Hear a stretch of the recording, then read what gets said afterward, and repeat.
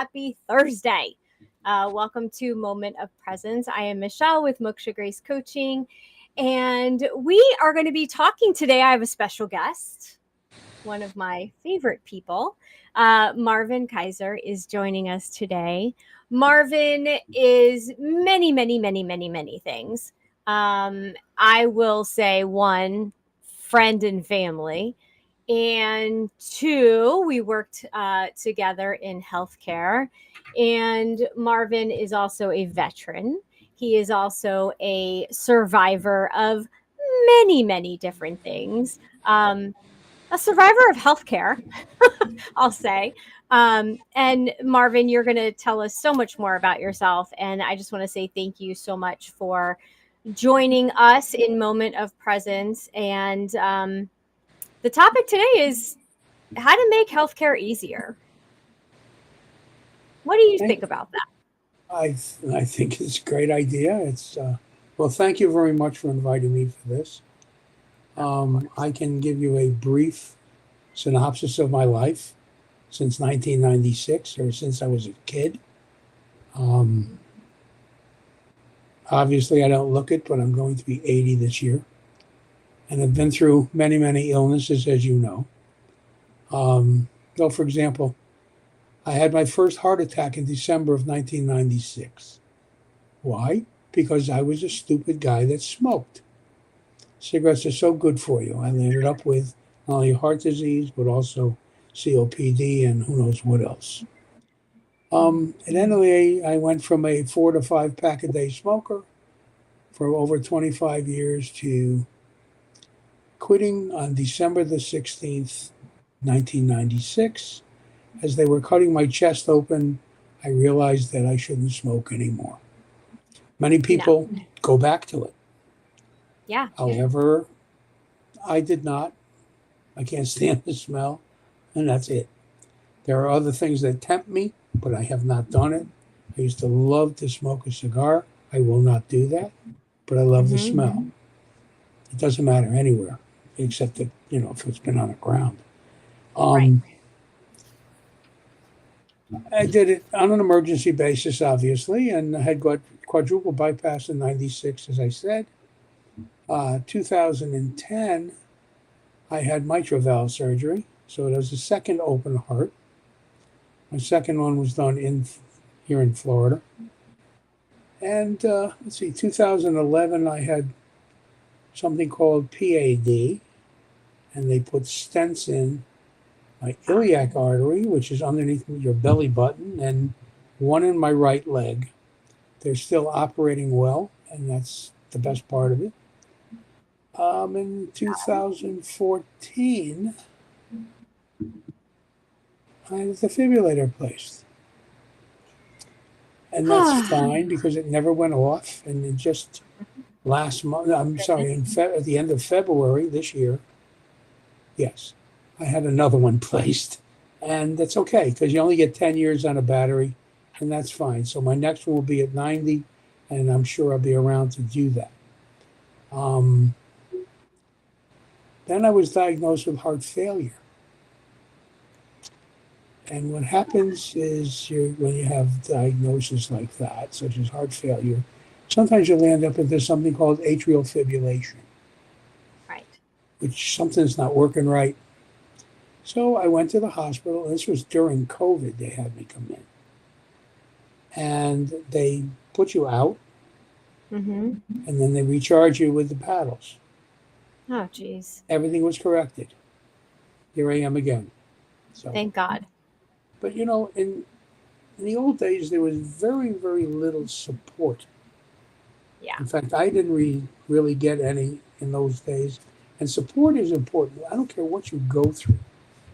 You can go through a major pneumonia and still need family support. Without family, you have trouble. I have met many people. I've been a volunteer working with heart patients for 28 years, and I still have the same story. What it is I'm part of your family now. The best part is you don't have to feed me, which sometimes I'm happy about, but that's, this is what I do. I I bring humor into it because I went through depression back in 97. And what got me out of it was humor. The only thing you can laugh. In fact, I want to try to reach for something without destroying my whole house. Knocking everything down. Well, this is what got me. I want to see what got me out of depression. Doo-wop. The 50s music. I love it. I love it. I listen to it to this day, and all you do is smile. It's it's happy stuff. Well, listen, the music of yesteryear and doo-wop and the 60s and the 70s is way different than the music is today. And maybe we should do a topic on that. But what I want to say is, one, the reason why I asked you to join us is because I really wanted to start focusing and shining a light on the people that I know that are resilient. And there are a lot of people out there that fit that bill. I'm not alone. But you absolutely impacted my life. You impacted my life working with you. You impacted my life when my husband was in the hospital. And just your story and how you're in service to others is just inspiring, and that you keep going like the Energizer Bunny. Nothing is going to stop you. Just yesterday, someone said to me, "How do you do it?" Well, and I do it. So you do it, and what I want to ask is, how did you go from patient, not how, the how and the why? How did you get into the advocacy part? I needed support in 1997. Came home from the hospital, I think it was New Year's Day, and wanted support. My family was right there, but I just wanted one more thing. I didn't know what it was. I happened to find an organization, they contacted me, called Mended Hearts, which is the oldest and largest cardiac support group in the world. Wow. In fact, the organization is now worldwide. We have another office in Geneva, Switzerland. And I got into it. I really enjoyed it. And just to throw a little chuckle on, my first meeting, which was in Hartford, Connecticut, I met the person that talked to me on the phone, right? And it was the guy who left the Christmas card on my bed because he was in a hurry or something to visit, and it said his name and Mended Hearts. And I said, I got to find out about this. At any rate, I went to my first meeting, and this gentleman was standing at the door waiting for me. And we had no idea what we looked like, but that's okay. And I said to him as we were walking in the room, "How old were you when you had your surgery?" He says, "I was 54. Wow. I was 52. I looked him straight in the face and said, "And how old are you now?" And he said, "I am 80. And he was going, and that was a motivation for me. It was one motivator. I got involved with the organization, became an accredited visitor to visit heart patients in a hospital.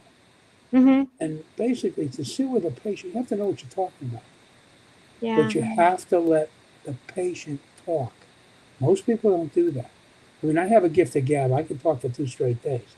But when it comes to that, I want to hear what the patient side is. Because then I can adjust my conversation, which is always brief. It's not long, because number one, a patient that's gone through open heart surgery, if you're visiting them in their room, they're out of it most of the time.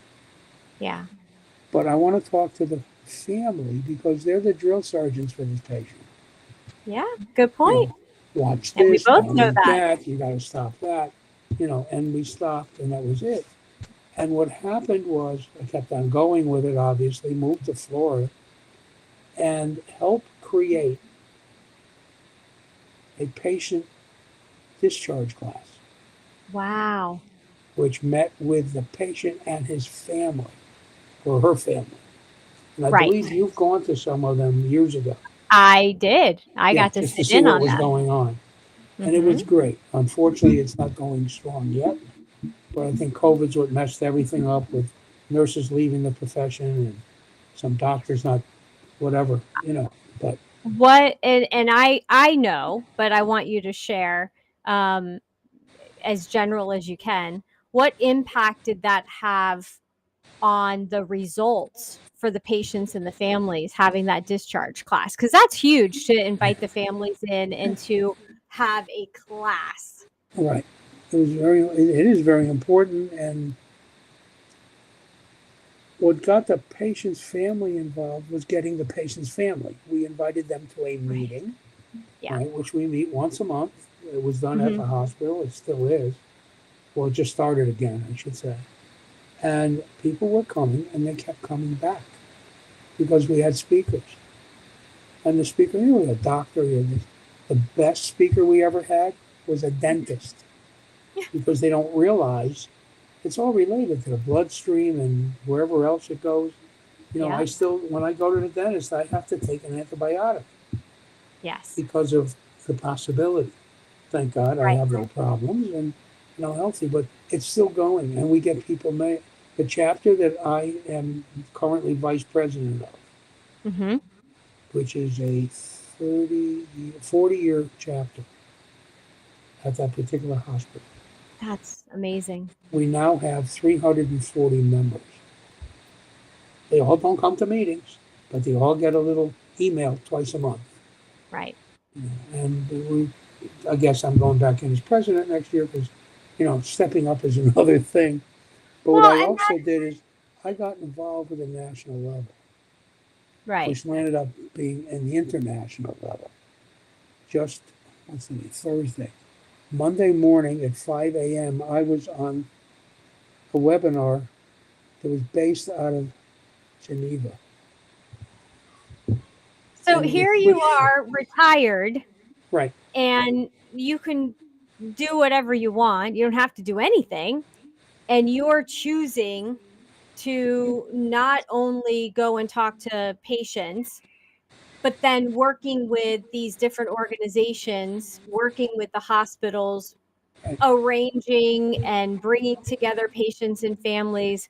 Why, Marvin? Why do you do all this? I love it. It became my life.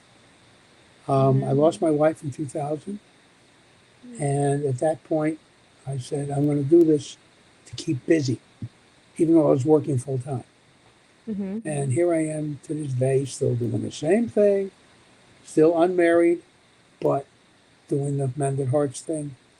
And my biggest thing right now is when I moved from one part of Florida here to where I am now, I was in search of a cardiac rehab program. Right. And the only way you can go to cardiac rehab today is be referred by a doctor. My doctor is not going to let me go again. The insurance company is for sure not going to let you go Right. because it's expensive. I got involved with a company that does it in home, and they have partnered with Mended Hearts, and this is how I got to know them. A year ago, November, I signed up as a patient, Hmm. and it's a in-home rehab program. I have spinal stenosis, so I can't stand long, let alone try to walk. I'm Right. doing exercises in a chair. Just Tuesday, I built up a sweat sitting in a chair. You figure it out. I can't. They really work you. But the best Yeah. part is, I hear from a nurse practitioner every Friday. She's never missed a Friday, and this is over a year now. They go over your week, you post your numbers, da da da da da. What the best thing is for someone that's unfortunately has an illness, they always have to, someone coughs, Hmm. now they have COPD and they have heart problems or whatever. They've only turned one person down in the past 10 years. Wow. But the best part is for the patient, it's Hmm. no charge. There's no charge. Right. It's built through And Medicare or insurance, but and that's amazing that it's no charge, but what is the other well, benefits to the patients and to the family? it goes over nutrition, Mhm. and of course the exercise factor. This is all once a week. I can call and talk to a nutritionist within 45 minutes Wow. rather than getting a script and going through them, and then they got to get the permission from the insurance company. Things have changed. Yeah. Um, what is the benefit? The family loves it because the parent is healthy. Right. I mean, health is important. It's Parent easy to or get sick. spouse. It's hard to get better. Right. So, Parent if you or get the spouse. mental thing going, yeah. And I Yeah. always talk to the people anyways because you know me. And Yes. things are good. I love it. So I exercise once a week and still do it twice a week on my own. Right. Yesterday I cheated and I did stuff standing up, Mhm. which hurt, but I didn't care because no pain, no gain. So they say. So it's worth a try. You know, you and I go back years, so you know that. Well, and I was just going to go there and say, we do. We go back since 2008, I think is when we first met. And that was all about patient and family centered care and working at the hospital, making sure that that philosophy was brought into everything that was done at the hospital and with the patients and with the family. I know that I have a couple of my favorite projects that we worked on. Um, what's one of your favorites? It doesn't have to be necessarily with me, but what's one of your favorite um, projects or achievements or accomplishments with patient and family center care Hmm. uh, that you helped with? Well, I know one of them because I was talking about it just yesterday afternoon, and that's when Hmm. we decided to Christmas carol throughout the hospital. Right? That I was had awesome. trouble walking. I was leaning on any kind of chair rail or a wall that I could find. Right? And I know there was a photo taken. It looked like I was in space, but we did that, and I had a blast with that. It was fun. Right? Yeah. We had a lot of dinners. We had joint luncheons with the other hospitals. It just, Cookies. oh yeah, which you can't do anymore because you can't bake them. But we used to bake. In fact, when we were at the one hospital, the main mothership, as I call it, Hmm. one of the people was baking cookies for the nurse manager. So Yeah. they would have fresh cookies whenever they had a department meeting. Hmm. And you know who it is. And of course, he's since retired, and so is she. But that I was remember fun. when I had a cart and I would bake the cookies and I would go around the ICU and deliver cookies and Yeah. coffee and flavored creams It's to kind the of a silly thing, but people look for that. You well, know, uh, it adds that extra warmth of we care. home. It's Right, exactly. who's We caring, care. and that's what it's One all of about. one of my favorite projects that we worked on together, and this was all through an advisory council, and this is when hospitals invite in the patients and families to sit on a council and share in decision making. Yeah, Literally share. They're not just there, keeping a seat warm. You're actually participating involved, in right? making decisions. And one of my favorites was testing out when we would be called in to test out the beds, the hospital beds, and the sleeper chairs. Right. It was one of my favorites because who knows better Than a how patient. uncomfortable those chairs are than Mhm. a patient and the family member. And, you can't tell I'm 4'11 and a half, but trying to close some of those chairs are very challenging.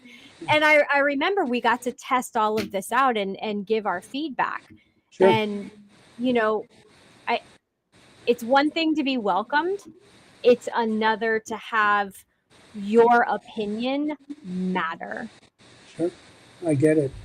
I remember when I was in, and for some odd reason, they kept me overnight when I had my first defibrillator placed. And Hmm. my biggest difficulty was plugging in my charger for my iPhone.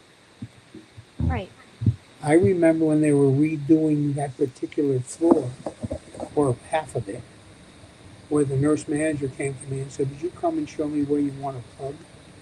I mean, I was like, "Wow, thank you for asking." And I guess they're starting to do it throughout the building. A lot of And hopefully reconstruction. they put it higher up on the wall. Yeah, where you could reach it and close enough to the bed. Right. And the cords are only this big. So, I they now only reach. carry, believe it or not, a 20-footer just in case. You know, I was hospitalized a year ago at another hospital, and my son brought my charger to me. He said, "What are you going to do with a 20-foot charger?" Right? I mean, it was huge. It Hmm. worked. I needed it because I can't Yeah. get out of bed, even though I wanted to. Yeah. They gave me a hard time about getting out of bed, but that's okay. It Yeah. works. You know, Um, it's being involved. yeah, definitely.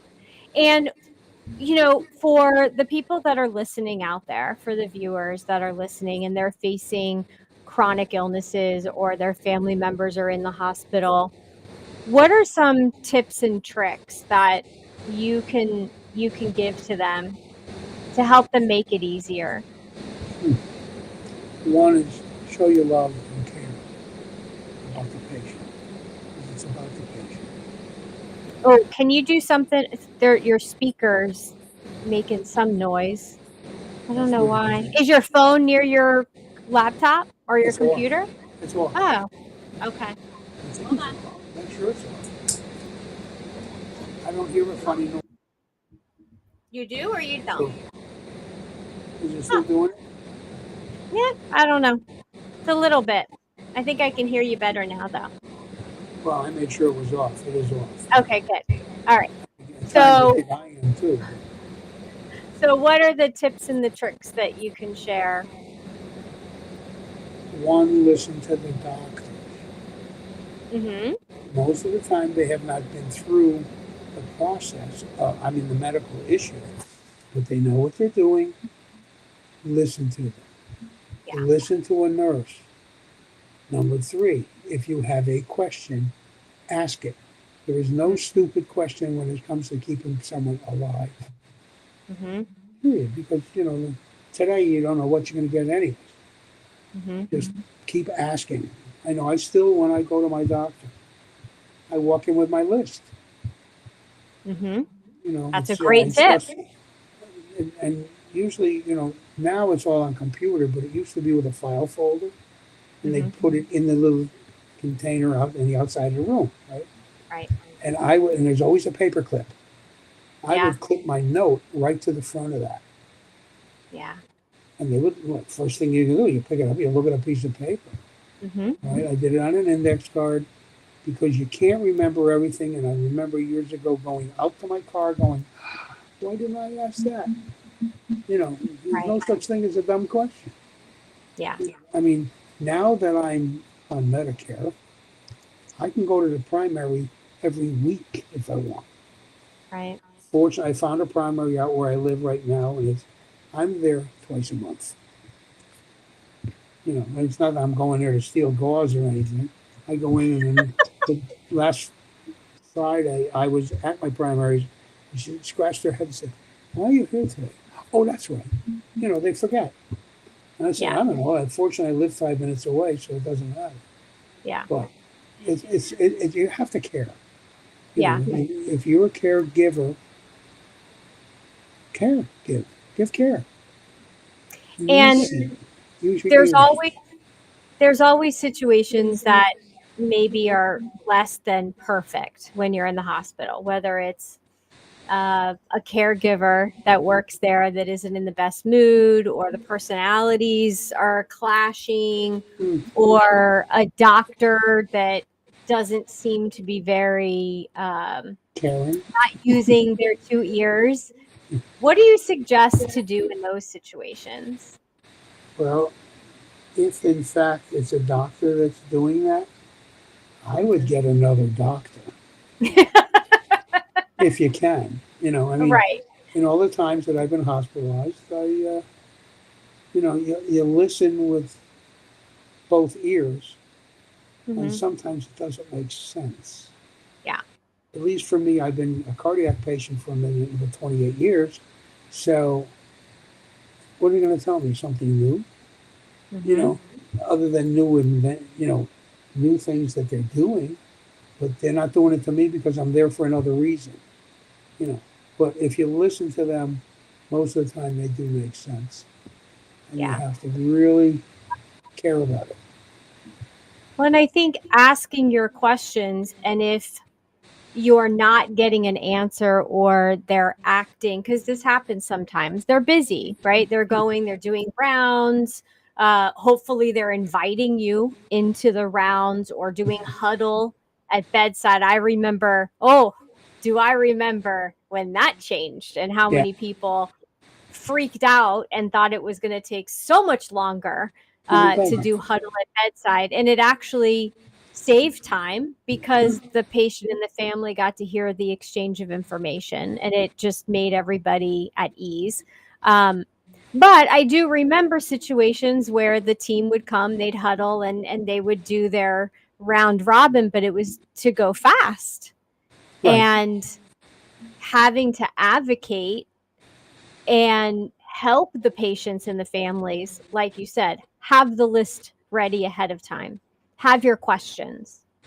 And sometimes you can even give that to the nurse or the nurse manager and say, And that's these are the fine. questions I'm going to be asking today. And then that way they can prep for that. Correct. Did you ever have a time where you had to fight for what you knew was right for you? Yeah, it's a good question. I think it had to happen at least once. You know? In fact, yes, I had to have. I fought to get oxygen again once. Hmm. Oh well, you're going to be fine, right? There's another issue that I had with a catheter. But we won't go into detail. You know, it's very important when you're in the hospital at times. And they decided to take it out because they took it out. They don't realize how much pain it would give a person who has trouble because they're in the hospital because of that. I've Yeah. heard that quite a bit. But just the patient's got to be involved with their own health Yeah. care. Just that simple. You have to take control of your own health. Whatever Because you moved a minute ago. Oh, no, don't move. Stay just like that. No, I'm kidding. But whatever you moved a minute ago made the sound worse. all right, I'm saying just like this. I don't know. It was something with your hand. Anyway, um, so now I know that Mended Hearts has something with kids that you're involved in, and that's amazing and definitely special. Um, Tell us a little bit about that if you don't mind. Sure. Well, the organization is called Mended Hearts, and it is more for the patient's family than for Hmm. the child. I mean, I had unfortunately observed, or fortunately for me, I saw a child that part of the heart was outside of the body. I mean, this is Hmm. something you might see on TV, and find out 2 days later that this child was fine. Wow. It's a complete tune-up. I hate to use those words, but what we always did is we gave the family a little packet. It was in a bag, and in the cloth bag was stuff for the parent and also for the child. For Yeah. example, always make sure there's crayons in a coloring book in it. But there was also a tube of toothpaste and a toothbrush because most of the time the parent doesn't bring it. We started doing deodorant. We started trying Hmm. to do toys, but that got into a real difficult thing. But because of germs and everything else that you Yeah. automatically bring in because you brought a toy from the store to them. Yeah. So, but it's still going at this one particular hospital. And this one particular hospital is the oldest in the country. It just hit Wow. 20 years. That's amazing. Changed, obviously. I'm trying to get in there again because of the visiting situation due to the COVID garbage. Right. I mean, it stopped everything. I mean, Yeah. everything. And it's going slow, but it's working. You know. They probably started using that word that always made me get a little, you know, I used to start shaking and got hives. Yeah, right. That It's word would be allowed for all of you out there that may not have known, but right. No, you know, I'm our a badge parents carrying are hospital. allowed, right? Yeah, I'm a badge carrying hospital volunteer. So I can go in and then you stop because you can't go any further. Yeah. You know, I know someone years ago that talked me into going into a committee, and she was nice enough, or someone was nice enough to give me badge access so I could open up a door. All right, Right. I think you know who she is. Yeah. It's you. My badge doesn't work anywhere anymore, unfortunately, Yeah. but that's And okay. has and I know that there's been a lot of changes because of, new precautions and things like that. What impact has not being able to do that class that you were talking about, the discharge class, not being able to do that class in a room with the patients and the families, do you think that that's impacted the results, the outcomes? Absolutely. Before COVID,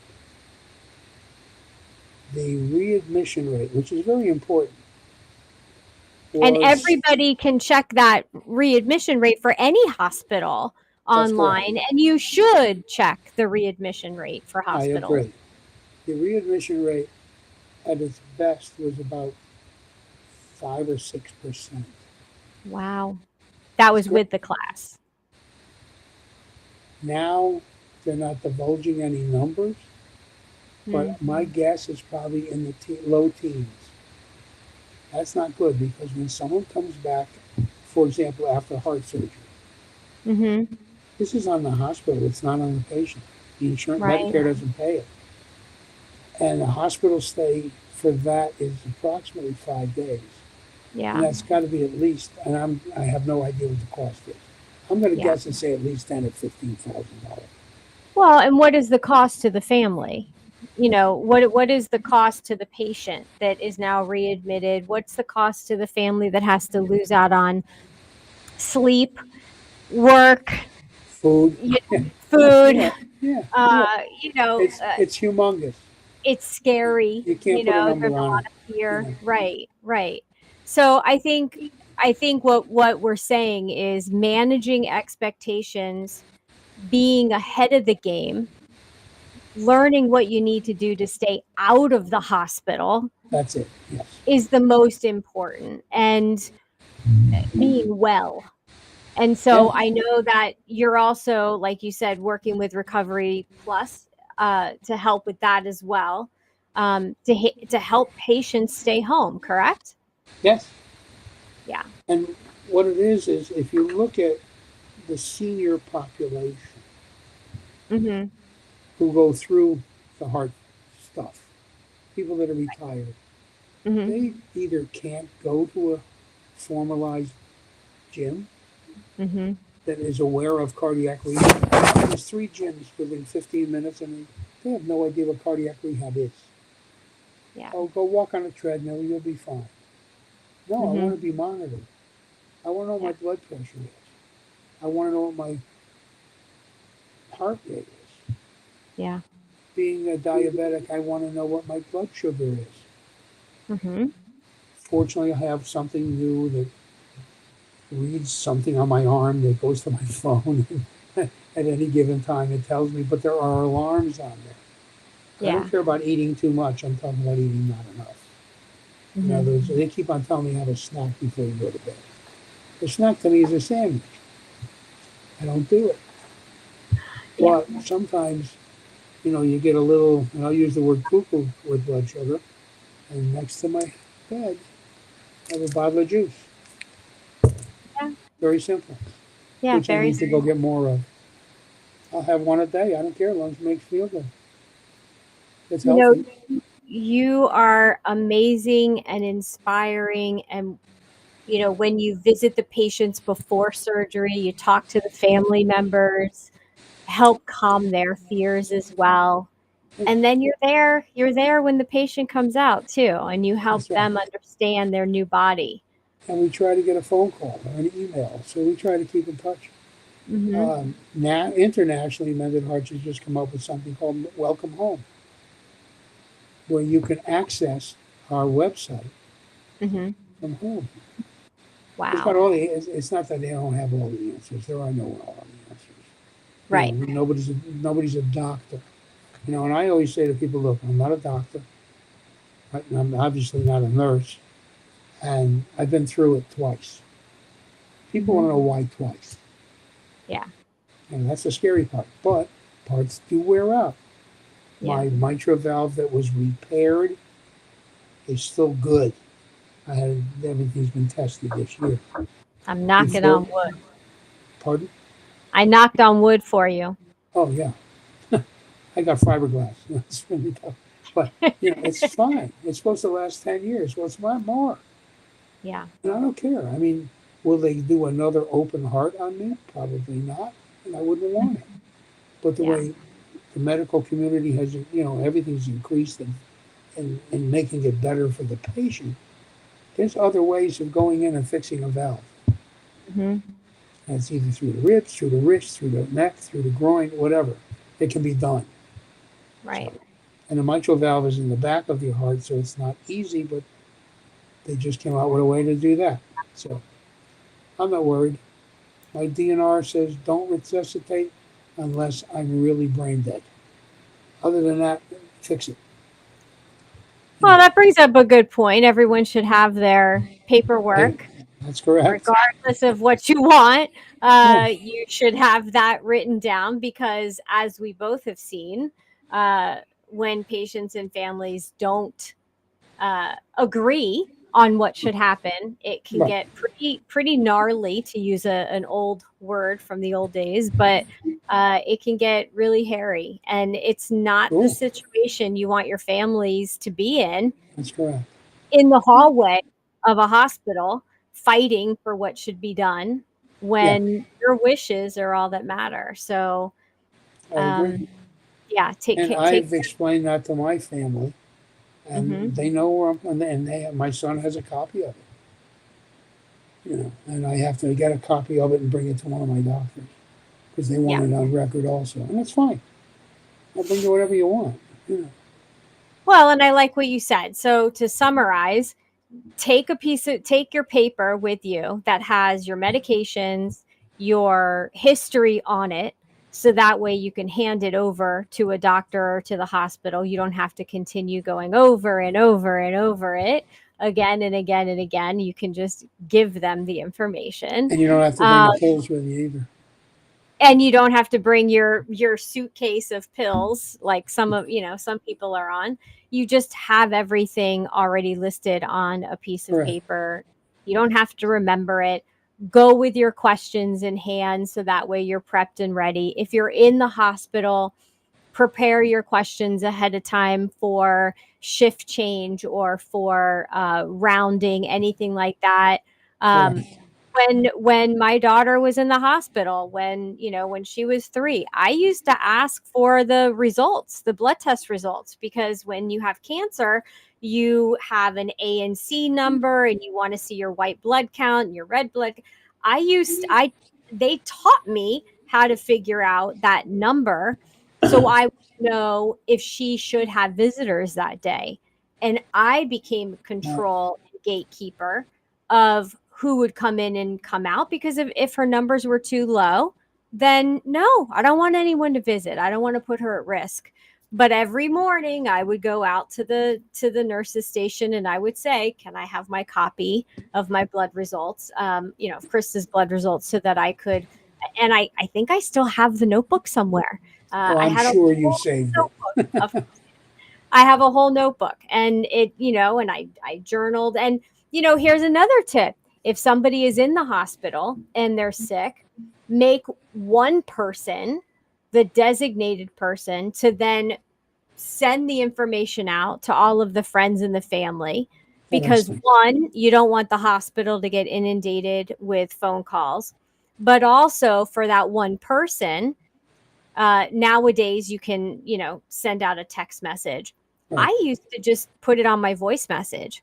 Hey, today's not a great day. We're not accepting visitors because her counts are low.